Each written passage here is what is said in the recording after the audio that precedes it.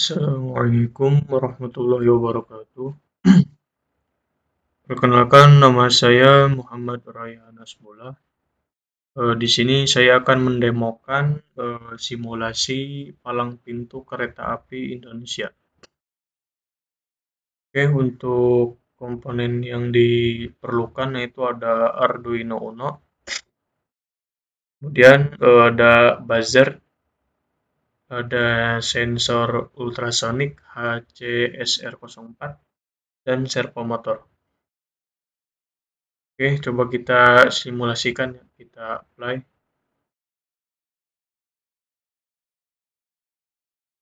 Nah, di sini sudah saya setting. Jadi bila mana kereta mulai mendekat kepada terhadap palang pintu tersebut, sekitar jarak kurang dari 100 cm, maka servomotor akan melakukan pembukaan palang pintunya. Kemudian buzzer juga akan memberikan peringatan suara.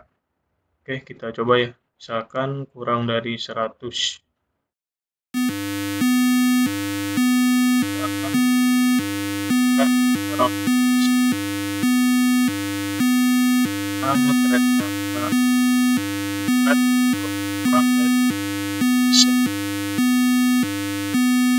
Buzzer juga akan memberikan suara ya.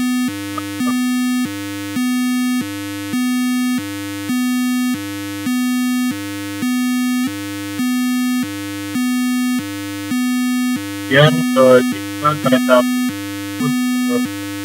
jaraknya lebih dari 100 cm, maka servomotor akan kembali menutup dan buzzer juga akan berhenti dalam memberikan peringatan suara. Oke, kurang lebih seperti ini. Kemudian untuk terkait source code berikut di samping kiri ini ya. Shortcut ini memiliki tujuan untuk mengontrol sistem buka atau tutup palang pintu kereta api secara otomatis dengan menggunakan sensor ultrasonik, servomotor, dan buzzer. Berikut saya akan jelaskan ya. Pertama yaitu kita mendefinisikan pin. Eko pin 3 yang ini ya. Ini digunakan sebagai pin input untuk menerima sinyal dari sensor ultrasonik terkait jarak tersebut. Kemudian pada define trig pin 2 yang ini digunakan sebagai pin output untuk mengirim sinyal trigger ke sensor ultrasonik. Dan pada define pin buzzer 5 itu digunakan sebagai pin output untuk mengontrol buzzer. Kemudian ada include servo.h, yaitu mengimpor library servo yang digunakan untuk mengendalikan servomotor. Kemudian ada servo my servo yang ini ya, bagian line 7. Itu objek yang digunakan untuk mengontrol servomotor. Kemudian ada variabel globalnya yaitu integer rotasi yang ini ya, untuk menyimpan posisi rotasi servomotor. Dan untuk integer interval sama dengan 0 yaitu untuk menyimpan interval waktu dalam milidetik. Lanjut kita bahas pada fungsi yaitu ada float read distance cm. Fungsi ini bertujuan untuk membaca suatu jarak dalam satuan cm dengan menggunakan sensor ultrasonik. Langkah-langkahnya meliputi mengirimkan sinyal trigger ke sensor Kemudian mengukur durasi pulsa dari pin echo dan menghitung suatu jarak berdasarkan durasi tersebut. Oke, yang ini ya. Kemudian selanjutnya ada fungsi wait sound buzzer. Ini ya. Fungsi ini bertujuan untuk mengontrol buzzer sesuai dengan interval yang ditentukan atau telah ditentukan sebelumnya.